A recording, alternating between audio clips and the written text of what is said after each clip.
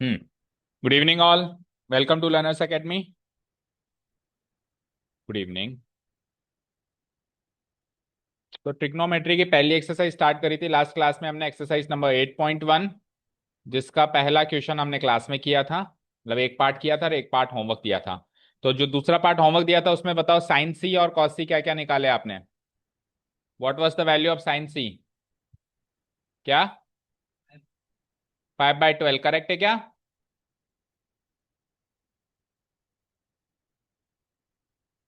और कॉस सी? और कॉस सी क्या निकाला? ये क्या निकाला? 24/25। ओके, और कॉस सी क्या निकाला? अच्छा, और जो क्या क्लास में ऑलरेडी कर लिया था साइन ए और कॉस ए, वो उनकी वैल्यू भी बताओ। साइन ए, कॉस ए, इनकी वैल्यू भी बताना जरा। 7/25 और ये 24/25। अब देखो स्क्रीन पे सारे बच्चे, इन चार वैल्यूज को एनालाइज करो। एंगल ए को, स्क्रीन पे देखो, स्क्रीन पे एंगल ए को कॉरस्पॉन्डिंग मानकर साइन निकाला हमने, और एंगल सी को कॉरस्पॉन्डिंग मानकर कॉस निकाला हमने। तो ये दोनों वैल्यू बराबर आई। फिर एंगल ए को कॉरस्पॉन्डिंग रख के कॉस निकाला है और एंगल सी को कॉरस्पॉन्डिंग रख के साइन निकाला, तो ये दोनों वैल्यू भी बराबर आई। ऐसा क्यों? क्योंकि एंगल ए और एंगल सी का सम कितना है? 90 डिग्री। कॉम्प्लीमेंट्री एंगल से ना। साइन का टेन, साइन के आगे को लगने से टेन बनाएगा, साइन के आगे को लगने से कोस बना है। साइन का पूरा नाम क्या है? साइन। कॉस का पूरा नाम क्या है? कोसाइन। तो साइन के आगे को लगने से क्या बना है? कॉस बना है।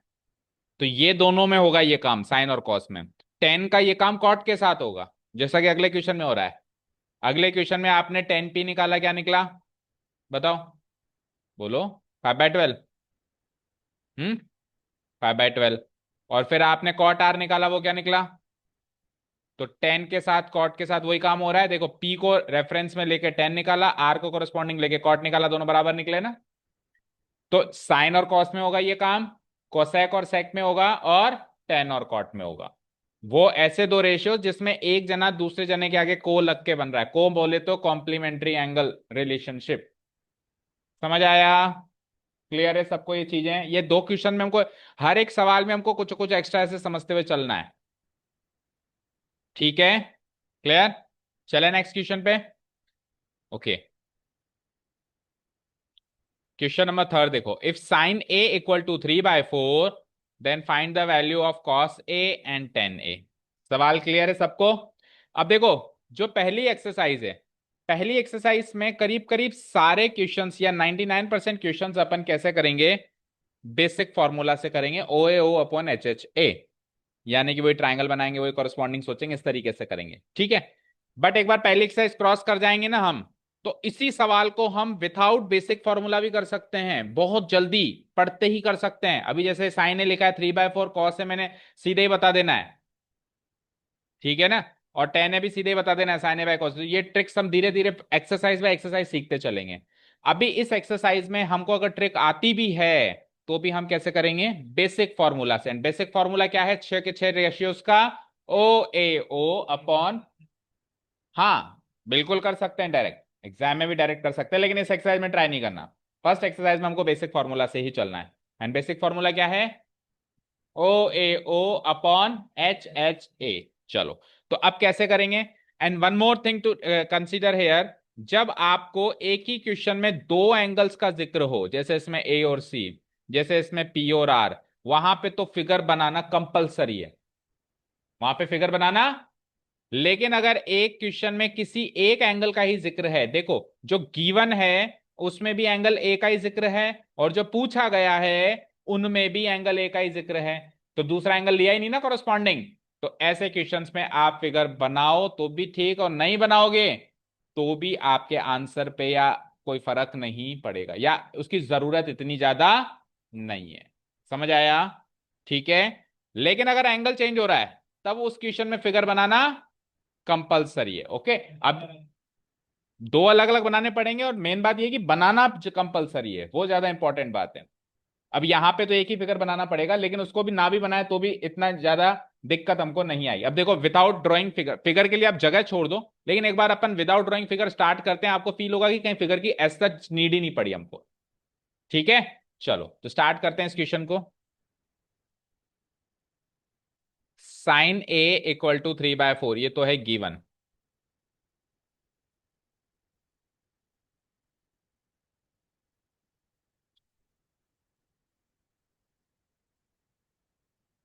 लिख लिया सबने? अब अपन कुछ नहीं करेंगे, इस फॉर्मूला को एक्सपैंड करेंगे। So tell me Mihika, sine A का formula.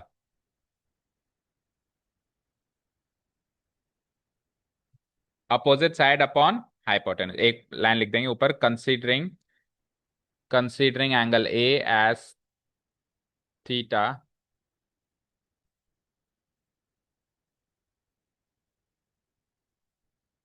Angle A as theta, we have, हाँ साइन ए का क्या फॉर्मूला बताया भाई?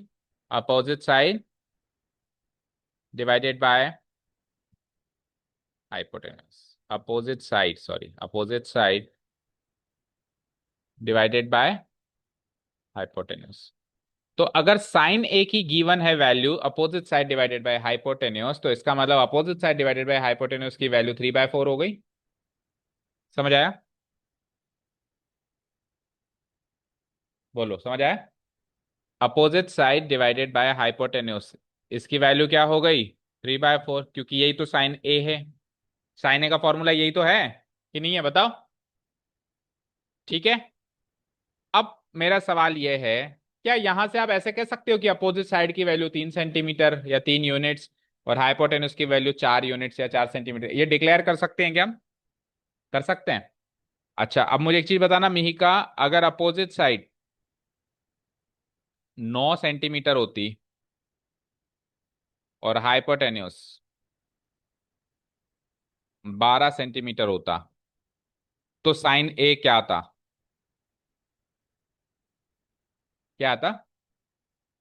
3/4 ही आता।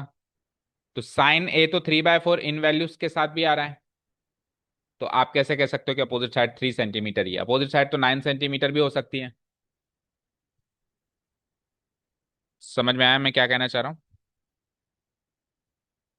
समझ में आया? कहने का मतलब यह है कि समथिंग, जैसे ए बाई बी की वैल्यू अगर आपको 3/4 मिली हुई है, तो आप वहां से ये नहीं कह सकते कि ए की वैल्यू 3 है, बी की वैल्यू 4 है, नहीं। ए की वैल्यू कुछ भी हो सकती है, बी की वैल्यू कुछ भी हो सकती है, इसको डिवाइड करने के बाद, काटने के बाद 3/4 मिला है।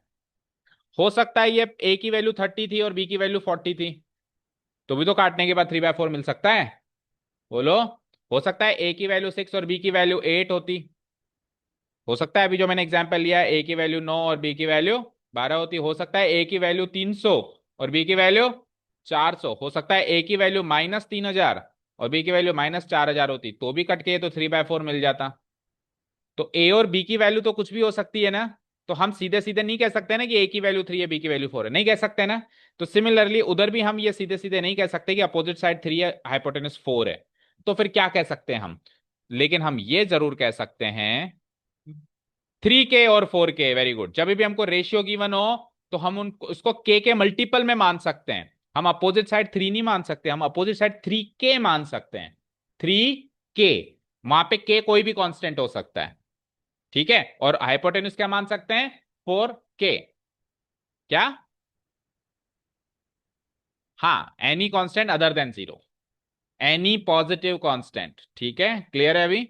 तो हम क्या लिख लेंगे यहां पे? So let the opposite side be, opposite side be 3 के यूनिट्स एंड हाइपोटेन्यूज बी, ये अजम्पशन है क्योंकि ये गिवन नहीं है, तो ये हम लेट कर रहे हैं। हाइपोटेन्यूज बी 4 के यूनिट्स।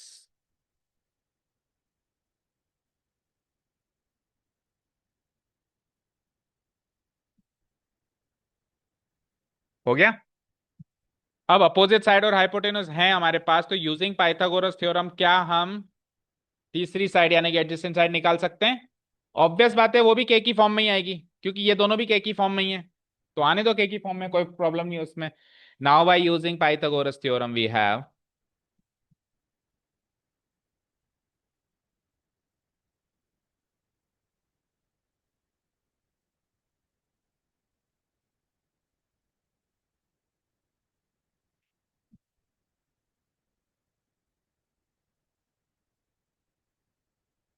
तो पाइथागोरस थ्योरम क्या कहते हैं कि अगर आपको अपोजिट एडजेसेंट और हाइपोटेन्यूज का क्या रिलेशन है, एडजेसेंट साइड का स्क्वायर शॉर्ट में लिख दो प्लस अपोजिट साइड का square is equal to hypotenuse का स्क्वायर।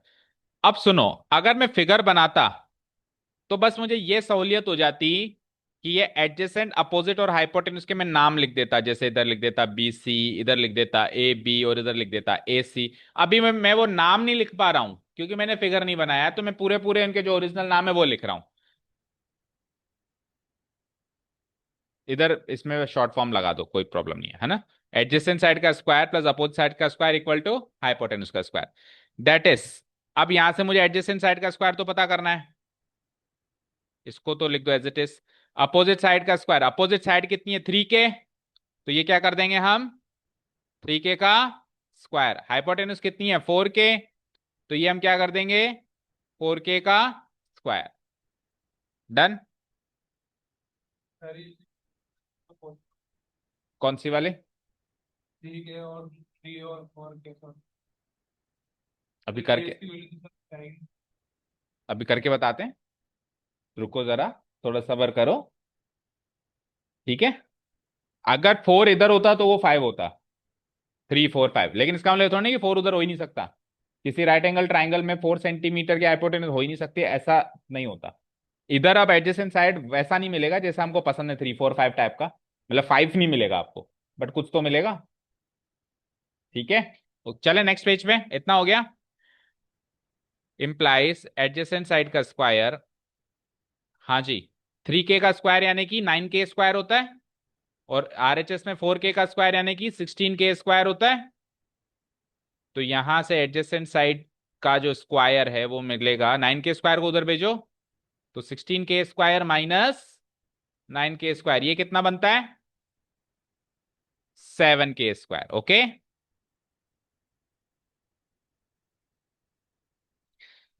अच्छा एक चीज बताओ मीका, अगर अपन रेशियो m1:m2 लेते हैं और दूसरा k से k:1 लेते हैं, तो k:1 में मान लो k की वैल्यू आ गई मेरी 2/3, तो रेशियो क्या बना 2/3:1, जिसको आपने जब कन्वर्ट किया तो m1:m2 क्या बना 2:3 बना।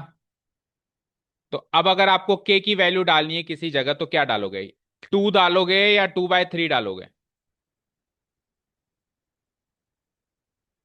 2, k की वैल्यू 2 है क्या? 2 तो m1 की वैल्यू है, अगर k की वैल्यू डालनी होगी तो 2/3 तो डलेगी, आपने 2 डाली थी। ठीक है, अगर आपको 2 डालनी है तो आप उसमें m1:m2 वाला रेशियो रखो, फिर आप m1 की वैल्यू 2 और m2 की वैल्यू 3 रख सकते हो। अगर आप रेशियो को k की फॉर्म में लेके जा रहे हो तो फिर k की वैल्यू डलेगी, जो k की वैल्यू है, फिर m1 और m2 की वैल्यू नहीं डलेगी। ठीक है, हाँ, हाँ बिल्कुल आएगा ना, आपके 2 डालने से आंसर सही थोड़ा ना, ऐसे के तो मार्क्स कटे आपके। ठीक है, 2/3 डालने से ही आंसर सही आएगा, 2 डालने से आंसर सही नहीं आएगा। 2 डालने से आंसर सही तब आएगा जब आपने वो प्रॉब्लम m1 और m2 में सॉल्व करी हो, जब आपने रेशियो m1 और m2 रखा हो, आपने k और 1 रखा है, तो फिर k की वैल्यू 2/3 डलेगी। हम्म, हाँ जी, तो यहां से एडजेसेंट साइड का स्क्वायर, एडजेसेंट साइड की वैल्यू कैसे निकालेंगे, स्क्वायर जाएगा तो वहां पे क्या बन जाएगा √7k², तो 7 का रूट 7 ही होता है ना, और k² का रूट क्या होता है k, ओनली k। तो ये हाँ इधर भी लिख सकते हैं, ऐसे भी लिख सकते हैं k√7, दोनों अब चीजें पॉसिबल है। ठीक है, तो ये लो साहब, 2 साइड्स हमने अज्यूम करी थी और तीसरी साइड हमने निकाल ली। हाँ k रूट से बाहर है, आपको अंदर दिख रहा है, बाहर ही लगा है। हाँ जी। ठीक है। अब तीनों साइड्स हैं आपके पास। तो अगर आपके पास तीनों साइड्स हैं तो what you can do is what, we can find anything, cos A tan A, कोई सा भी ट्रिग्नोमेट्रिक रेशियो निकाल लो, अब तो तीनों साइड्स आ गई ना। तो चलो अब निकालते हैं जो रिक्वायर्ड है। क्या पूछा है उसने? सबसे पहले पूछा है कॉस ए, एंड देन पूछा है टेन ए। कॉस ए के बाद tan A. So what is the formula to find cos A? Adjacent side divided by hypotenuse. And what is the formula to find tan A? Tell me. क्या? Opposite side divided by adjacent side.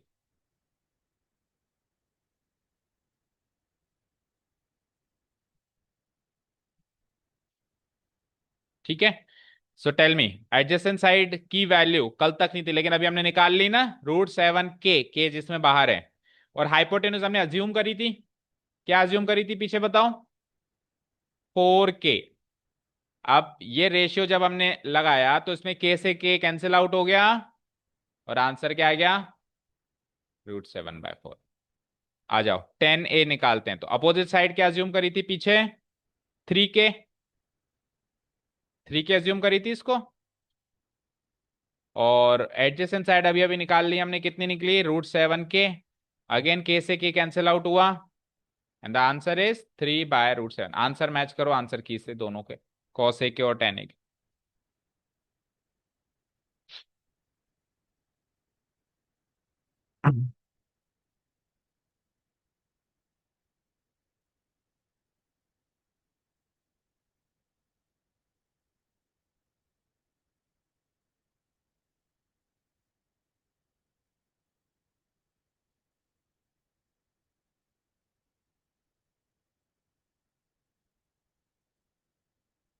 Match हो गया answer.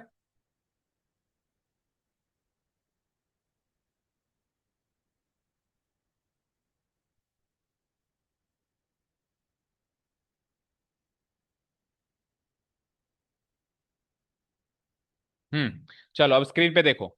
देखो sign A की value given थी, cos A की value आपने निकाली। अब कॉस ए की वैल्यू निकालने के बाद टेन ए की वैल्यू जरूरी नहीं है कि आप बेसिक फॉर्मूला से निकालो। टेन ए का एक फॉर्मूला और सीखा है हमने, याद करो, साइन ए डिवाइडेड बाय,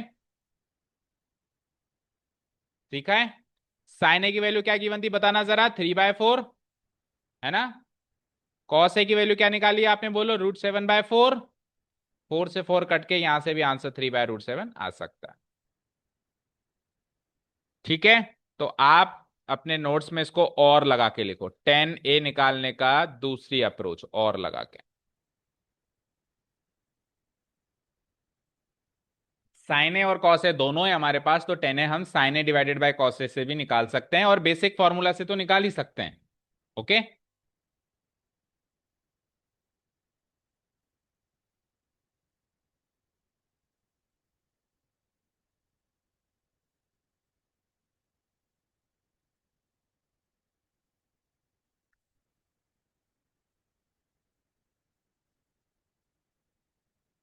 हो गया? हो गया क्या?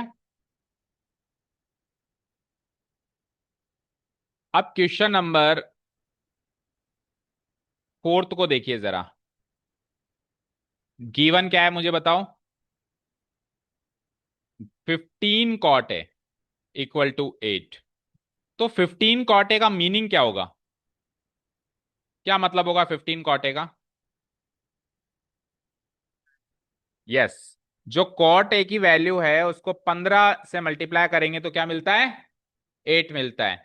तो अगर मैं 15 को उधर भेजना चाहूं तो कॉट ए की वैल्यू क्या मिल जाएगी बताना जरा? 8/15 मिल जाएगी। बोलो मिलेगी? तो ये था गिवन पहले, ये था गिवन पहले। उस गिवन पॉइंट से हमने ये निकाल लिया।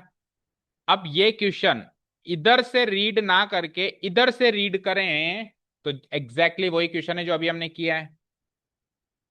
बोलिए। कॉट ए का फॉर्मूला लिख देंगे, बताओ क्या होता है कॉट ए का फॉर्मूला? फॉर्मूला बताओ। Adjacent by opposite. तो बस एक लाइन लिख देंगे, considering angle A as theta. Homework रहेगा ये। Angle as theta, we have, hmm, so cot A का क्या फॉर्मूला हो जाएगा? Adjacent side divided by divided by opposite side. Fine. Equal to क्या हो जाएगा ये? 8/15। अब same to same adjacent side को हम 8 और अपोजिट साइड को 15 तो नहीं मान सकते, तो क्या करेंगे बताओ? एडजेसेंट साइड को क्या मान लेंगे? लेट एडजेसेंट साइड बी 8 के, अपोजिट साइड बी 15 के, और पाइथागोरस से हम इधर से एडजेसेंट अपोजिट, तो तीसरी क्या बची? हाइपोटेन्यूज। तो हाइपोटेन्यूज जब हम निकालेंगे तो 15 का स्क्वायर 8 का स्क्वायर जोड़ेंगे तो 17 का स्क्वायर यानी 17 के आ जाएगा। ये तीनों साइड्स आ गई।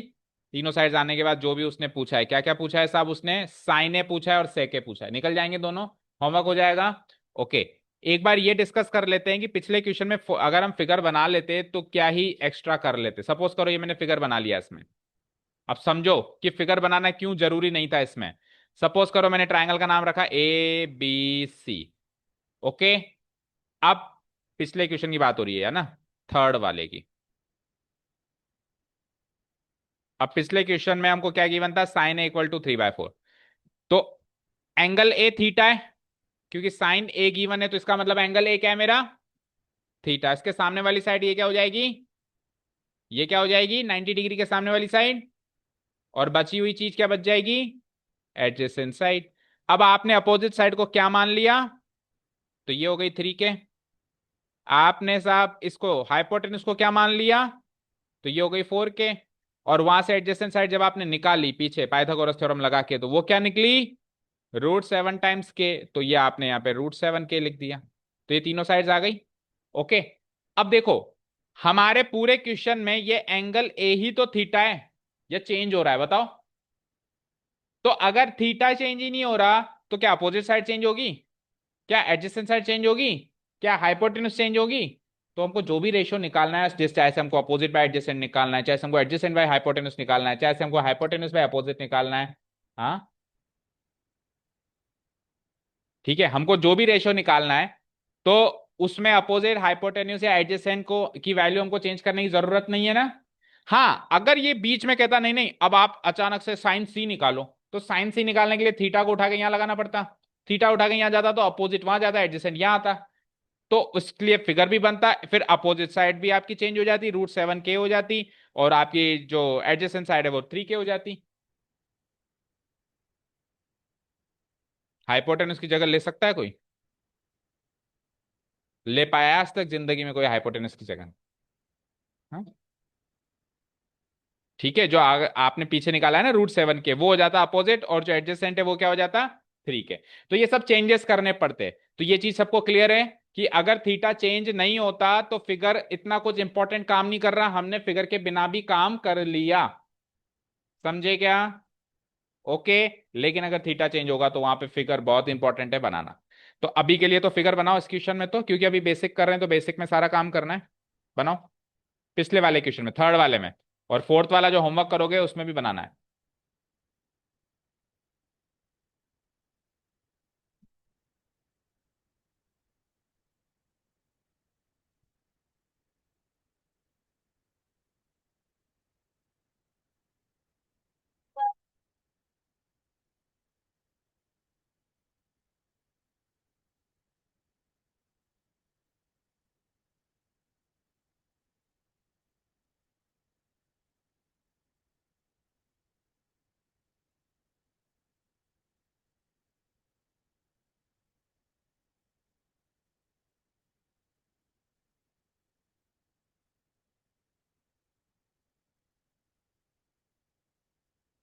हेलो।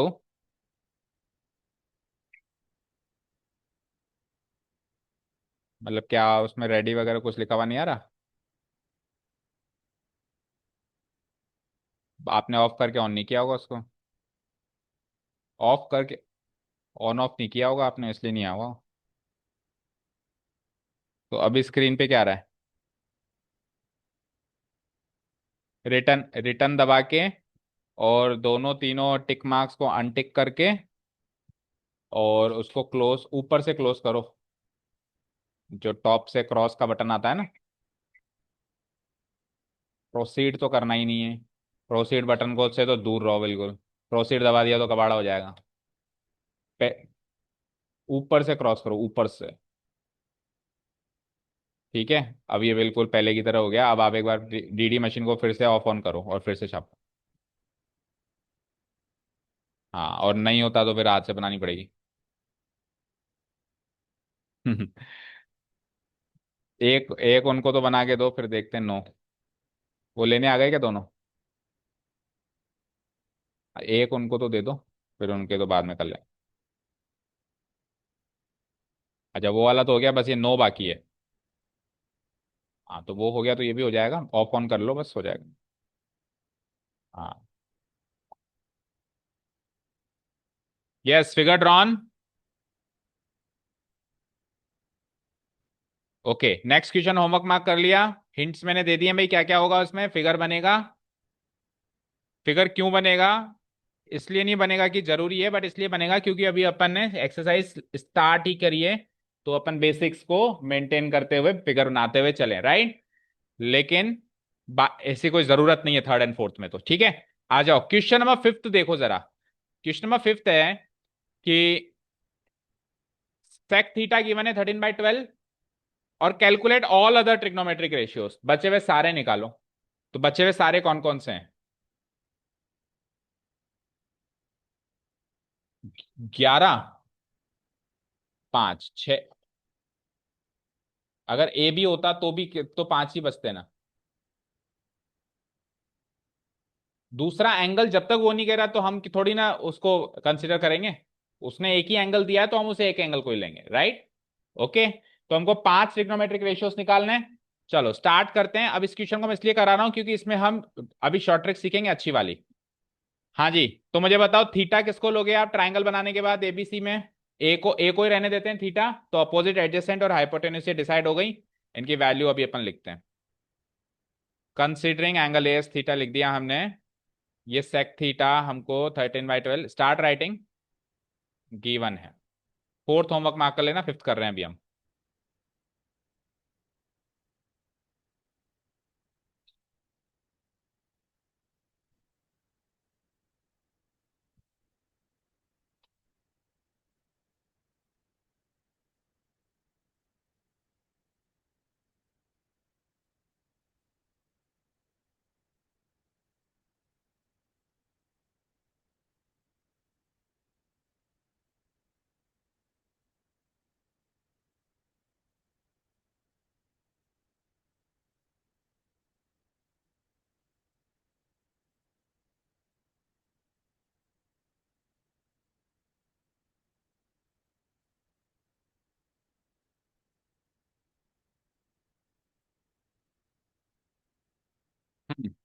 सो सेक थीटा है हमको गिवन। तो मोनिका बताओ, सेक थीटा का क्या फॉर्मूला है?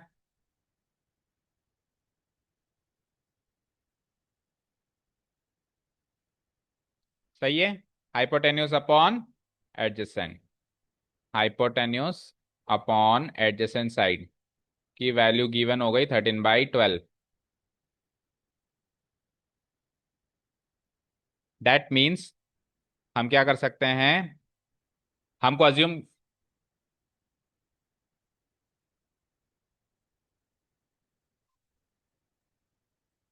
ओ ए ओ, एक minute, O A O upon HHA।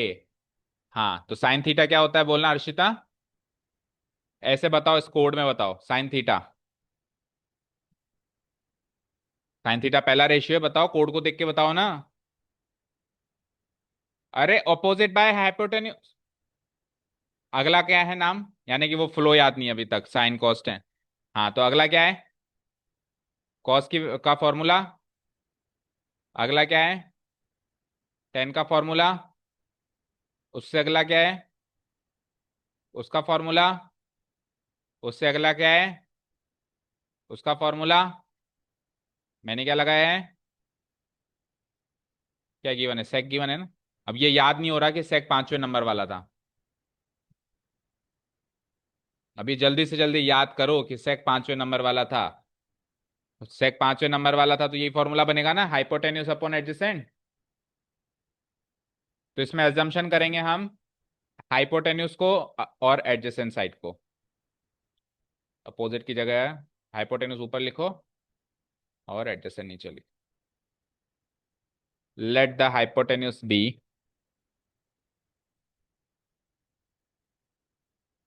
13 के units and adjacent side B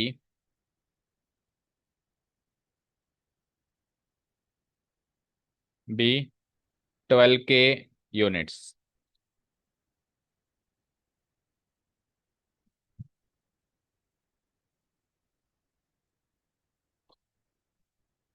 okay, तो यूजिंग पाइथागोरस थ्योरम वैल्यूज रखते हैं और तीसरी साइड निकालते हैं।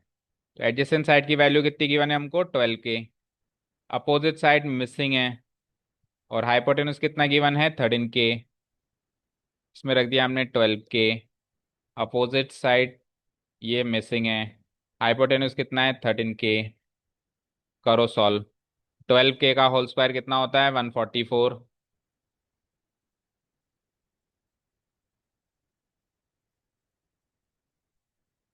12 के का होल स्क्वायर कितना होता है, 144 के square. Then plus opposite side का स्क्वायर, और उधर क्या है, 13 के। 13 के का स्क्वायर कितना होता है, 169 के स्क्वायर। तो अपोजिट साइड का स्क्वायर क्या होगा, हाँ। पीछे क्या रह गया, जो पीछे है वो आपकी नोटबुक में भी है पिछले क्वेश्चन में, वहां से देखो और उसको उस पैटर्न पे सॉल्व करो। डेटा ही तो चेंज हो रहा है। सो व्हाट इज 169 के स्क्वायर माइनस 144 के स्क्वायर। माइनस करो, कितना मिला, माइनस करो।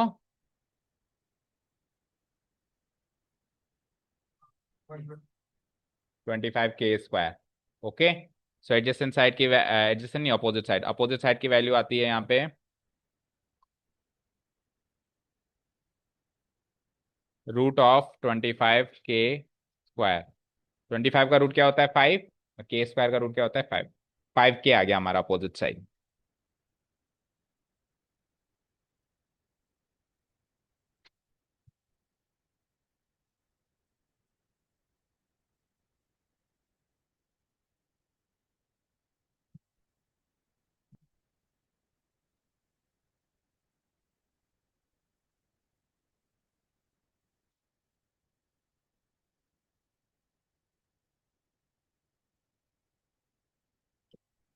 हाँ जी। तो अब बचे हुए 5 रेशियोज निकालने हैं, यानी कि कौन कौन से निकालने, सेक के अलावा 5 कौन कौन से बचते हैं, साइन कॉस टेन कोसेक के बाद सेक टी निकालना, और cot, sine cos tan cosec cot, ये 5 निकालने। सबसे पहला क्या था, साइन थीटा। उसके बाद क्या था, कॉस थीटा। साइन थीटा का फॉर्मूला क्या है, opposite side divided by hypotenuse.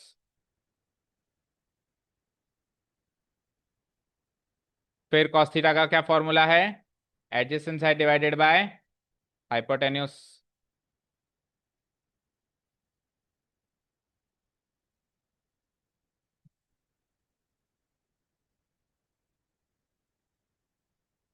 ठीक है, अपोजिट साइड क्या निकाली आपने रिसेंटली, 5 के। और हाइपोटेन्यूस कितना गिवन था, 13 के। एडजेसेंट साइड क्या निकाली आपने, एडजेसेंट साइड अपन ने पहले अज्यूम क्या करी, 12 के। और हाइपोटेन्यूस कितना अज्यूम किया था, 13 के। तो इन दोनों का आंसर तो आ गया, के खत्म होके 5/13 एंड व्हाट 12/13। ये दो आंसर्स तो आ गए सभी के।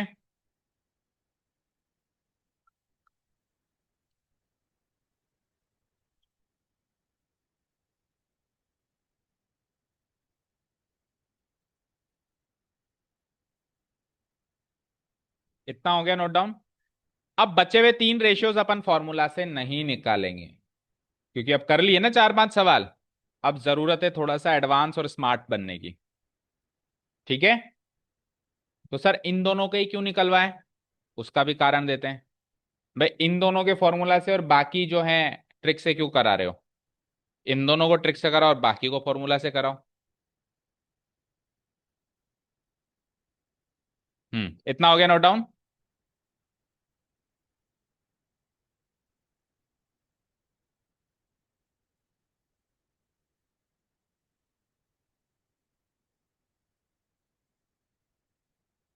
ओके, तो हमने किस फ्लो में 6 रेशियोस लिखे थे, याद किए थे जब चैप्टर स्टार्ट किया था? Sine, cos, tan, then what?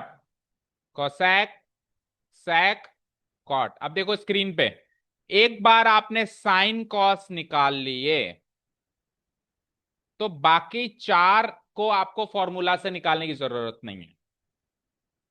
ठीक है, एक बार आपने साइन और कॉस फॉर्मूला से निकाल लो बस। साइन फॉर्मूला से कैसे निकलेगा? Opposite by hypotenuse. Cos formula से कैसे निकलेगा? Adjacent by hypotenuse. ये दोनों निकल गए ना। अब कॉसेक निकालने के लिए तो साइन का रेसिप्रोकल कर देंगे ना, और सेक निकालने के लिए कॉस का रेसिप्रोकल कर देंगे। और टेन कैसे निकलता है? साइन को कॉस से डिवाइड करके निकलता है। बोलो। और फिर कॉट निकालने के लिए तो इतने सारे रास्ते खुले हुए हैं। कॉट निकालने के लिए हम ये जो टेन निकाल चुके हैं इसका रेसिप्रोकल भी कर सकते हैं, चाहो तो कॉस बाय साइन भी कर सकते हैं, चाहो तो कॉसेक बाय सेक भी कर सकते हैं। तो इतने सारे रास्ते हैं हमारे पास। समझ आया? तो अभी हमने क्या क्या निकाल लिया? साइन निकाल लिया, कॉस निकाल लिया। अगला कौन है सीरीज में? टेन। टेन कैसे निकालेंगे? Sine divided by cos. निकालो। Tan theta equal to sine theta divided by cos theta. इनके आगे एंगल जरूर मेंशन करना। साइन डिवाइडेड बाय कॉस लिखोगे गलत हो जाएगा। Sign theta divided by cos theta. So sine theta कितना है? 5/13। कॉस थीटा कितना है? 12/13। 13 से 13 खत्म। बोलो क्या बना? 5/12। टेन थीटा के बाद अगला बताओ क्या है? Cosec theta. कॉसेक थीटा कैसे निकालेंगे?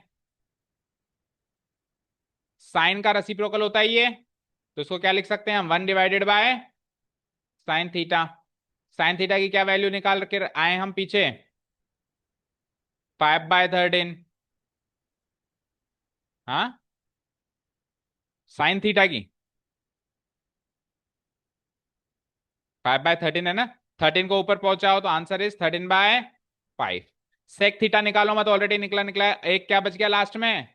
Cot theta. कॉट थीटा को कैसे निकाले? वो तो कॉट थीटा के बहुत सारे रास्ते हैं, बोलो कैसे निकालें?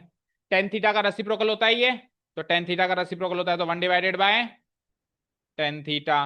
टेन थीटा क्या निकाला था पीछे? साइन बाय कॉस करके 5/12 निकाला था ना। इसमें 12 को ऊपर पहुंचाओ, 12/5।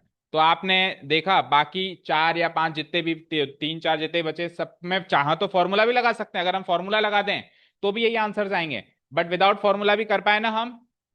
ओके, तो लॉजिक क्या है? साइन कॉस निकालो एक बार कैसे भी करके, बाकी चार फिर साइन कॉस पर ही डिपेंड करते हैं। कहीं ना कहीं वो साइन कॉस के फॉर्मूला से ही बने हुए हैं। बोलो कॉसेक क्या बन रहा है? 1/साइन। सेक क्या बन रहा है? 1/कॉस। टेन क्या बन रहा है? 10 साइन बाय कॉस। कॉट क्या बन रहा है? मान लो 10 है ही नहीं मेरे पास, आप तो साइन कॉस की रेफरेंस में बताओ। सबको साइन कॉस की रेफरेंस में बताओ, जितने भी हैं सबको साइन कॉस की रेफरेंस में। कॉस बाय साइन, तो सबको साइन कॉस की रेफरेंस में लिखना आ गया? बताओ। साइन और कॉस एक बार हमने निकाल लिया, निकाल लिया। तो टेन कैसे निकलेगा? Sine divided by cos. Cosec कैसे निकलेगा? साइन का रेसिप्रोकल है तो 1/साइन। सेक कैसे निकलेगा? कॉस का रेसिप्रोकल है तो 1/कॉस। और कॉट कैसे निकलेगा? Cos by sine. तो ये जितने भी बचे हुए हैं देखो, सबको मैं साइन कॉस की फॉर्म में लिख सकता हूं, चारों को। एक बार बस साइन कॉस निकल जाए। ठीक है, क्लियर है? ठीक है। ये हमेशा इंपॉर्टेंट, ये बहुत इंपॉर्टेंट बात बता रहा हूं क्योंकि लास्ट की एक्सरसाइजेस में हमको सबको साइन कॉस में कन्वर्ट करना पड़ेगा। तो ये कन्वर्ट करने का तरीका हमको पता होना चाहिए। हालांकि अभी मैं इनको फॉर्मूला से भी निकाल लेता, लेकिन ये स्मार्ट टेक्निक्स हमको अब इस एक्सरसाइज से सीखना स्टार्ट करना पड़ेगा। ठीक है, तभी अगली एक्सरसाइज सॉल्व कर पाएंगे। चले नेक्स्ट क्वेश्चन पे। हाँ,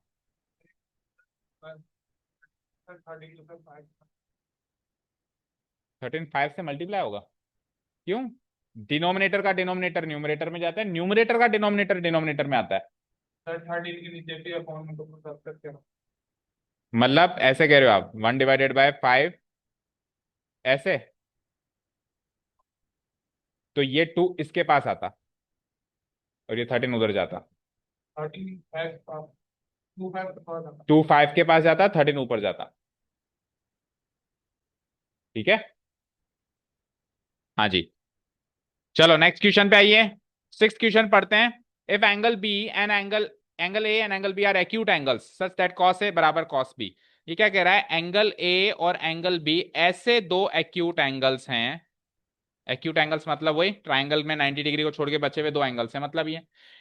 जैसे कि कॉस ए बराबर कॉस बी है। चाहे से मैं ए पे कॉस निकाल लूं, चाहे से मैं बी पे कॉस निकालूं, दोनों ही वैल्यूज बराबर आती हैं। तो साबित करो कि एंगल ए बराबर एंगल बी है। तो ऐसा तब होगा जब ये दोनों एंगल्स बराबर हों। क्वेश्चन समझ में नहीं आया?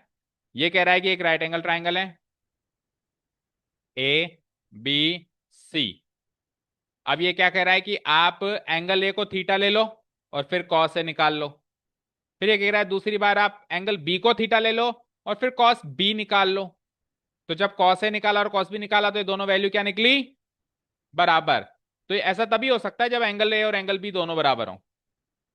आपको साबित करना है कि एंगल ए और एंगल बी बराबर होंगे, तो कॉस ए और कॉस बी भी बराबर होंगे। ठीक है, क्लियर है? यानी एंगल ए की जो वैल्यू होगी 20 डिग्री, 30 डिग्री, 50 डिग्री, वो वैल्यू बी के बराबर होनी चाहिए। अब आप खुद सोचो एंगल ए और एंगल बी बराबर कब होंगे, मतलब कितने कितने डिग्री के होंगे ताकि बराबर? 45 45, क्योंकि दोनों का सम 90 तो है ही। ठीक है, क्लियर? अब देखो, कई बच्चे ऐसे करते हैं, स्क्रीन पे देखो, गिवन क्या है बताओ? कॉस से बराबर, स्क्रीन पे देखो, स्क्रीन पे ये गिवन है, कॉस से बराबर कॉस बी। सामने डालेंगे गिवन है सर। अगले स्टेप में हम क्या कर देंगे? कॉस से कॉस कटा, एंगल ए बराबर एंगल बी, हेंस प्रूव्ड। अब मुझे बताओ ये सही किया क्या हमने? मैंने 99% स्टूडेंट्स के ख्यालात ऐसे आते हैं एग्जाम में, ऐसा कोई सवाल है कॉस से कॉस खत्म, ए बराबर बी। ये तो साबित करना था ए बराबर बी। तो ये सही किया क्या हमने? देखो, ऐसे हम कब काट सकते हैं? ऐसे हम तब काट सकते हैं जब ये से गुणा हो रहा हो। जैसे मैंने कहा 2 × x और 2 × y, तो आप 2 से 2 काट सकते हो, x बराबर y आ जाएगा, क्योंकि ये से गुणा हो रहा है, ये से गुणा हो रहा है। तो cos a का मतलब क्या cos गुणा a होता है क्या? ये तो पहले ही क्लास में क्लियर किया था कि इसका मीनिंग कुछ अलग है, इसका मीनिंग cos गुणा a नहीं है। तो इस तरीके से काटना तो गलत रहेगा। हालांकि आएगा ए बराबर भी, लेकिन अगर हमको सब्जेक्टिव पैटर्न पे करना, अभी ऑब्जेक्टिव होता तो आप ए बराबर भी सीधे लिख दो, मन में सोच लो कि हाँ कॉस से कॉस गया। लेकिन सब्जेक्टिव पैटर्न में से कॉस से कॉस नहीं जा सकता, तो हमको दूसरे तरीकों से ए बराबर बी साबित करना पड़ेगा। साबित करें तो ये तो करना नहीं है जो अभी इसमें किया हुआ है। ठीक है, लिखो here it is given that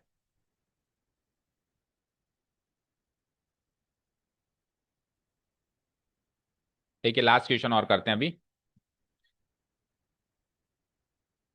angle A and angle B are two acute angles. Angle A and angle B are two acute angles.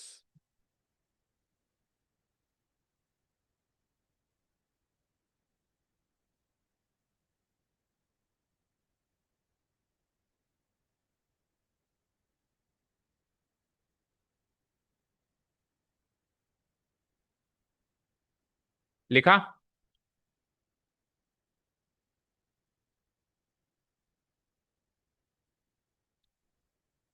अब अगर एंगल ए और एंगल बी दो एक्यूट एंगल्स हैं तो एक राइट एंगल ट्राइंगल बनाइए। उसमें 90 degree वाला एंगल कौन सा लिखेंगे बताओ? सी। तो चेक करो, हमने एंगल ए और एंगल बी को दो एक्यूट एंगल्स बना दिया, बनाया कि नहीं बनाया? बोलो। बना दिया। अब एक बार निकालना है कॉस ए, एक बार निकालना है कॉस बी। तो यानी दो फिगर बनेंगे, एक बार एंगल ए को थीटा लेना पड़ेगा और एक बार एंगल बी को थीटा लेना पड़ेगा। दोबारा बना देता हूं, सेम ट्राइंगल दो बार बना दो जल्दी से। A B C. ऊपर वाले में ले लेते हैं हम एंगल ए को थीटा, और नीचे वाले में ले लेते हैं हम एंगल बी को थीटा। इधर मार्क कर दिया हमने थीटा, और नीचे वाले में इधर मार्क कर दिया हमने थीटा। मार्क कर दिया। अब ऊपर वाले में अपोजिट साइड कौन सी है? थीटा के सामने वाली बताओ। थीटा के सी बी या बी सी है ना, ये हो गई अपोजिट साइड। और हाइपोटेनस कौन सी है? ये वाली। और बची हुई साइड कौन सी है? ये वाली। नीचे वाले ट्रायंगल में थीटा के सामने कौन सी साइड आ रही है? ए सी। तो ये हो गई हमारी अपोजिट साइड, ये हाइपोटेन्यूस। और बची हुई साइड इस बार नीचे हो गई एडजेसेंट साइड। दोनों में मार्क कर दिया हमने। चलो, considering angle A as theta,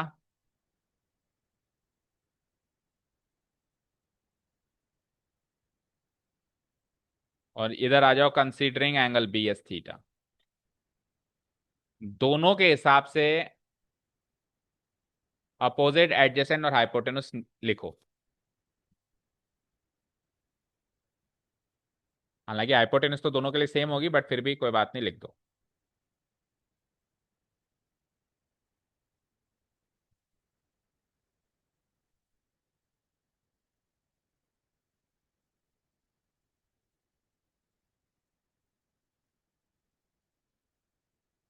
ये considering angle B as theta से पहले आप वो भी लिखो, फिर कॉस ए क्या आएगा ना, सो कॉस ए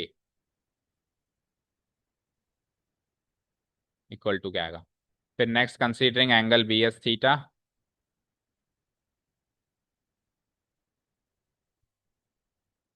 वही तीन साइड्स, और फिर कॉस बी क्या आएगा वो निकालना है।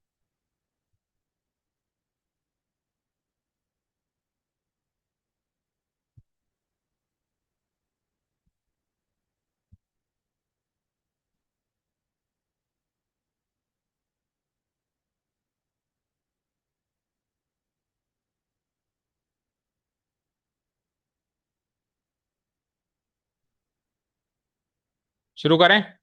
तो हाइपोटेन्यूस तो दोनों में सेम करो, ए बी, इसमें भी ए बी, दोनों में सेम है।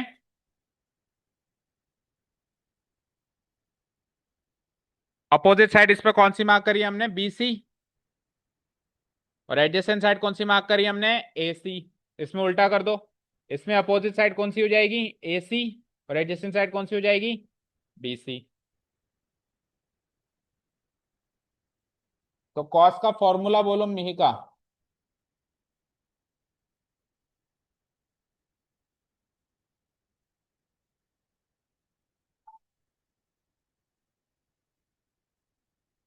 कल 10 टाइम्स लिख के लाओगे कॉस का फॉर्मूला। तन्नू बोलो।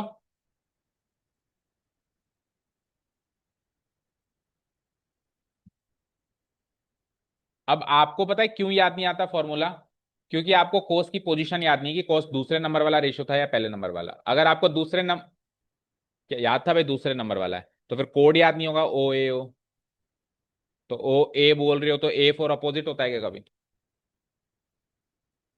Adjacent side divided by hypotenuse. Adjacent side क्या है बताओ, क्या मानी है आपने, बोलो। क्या? B C. और सॉरी, एडजेसेंट साइड तो ए सी है ना, ए सी। और हाइपोटेन्यूस क्या मानी है आपने इसमें, बोलना जरा, ए बी। ठीक है। अब नीचे एंगल बी एस थीटा में अगेन अपने को क्या निकालना है? So cos B, so cos B. एक बार फिर से मेरे को कॉस का फॉर्मूला बताओ मेरी का। अब की बार एंगल बी को थीटा मानते हुए बताना। चेंज नहीं होगा फॉर्मूला? यस, फॉर्मूला चेंज नहीं होगा, साइड चेंज होगी। ठीक है।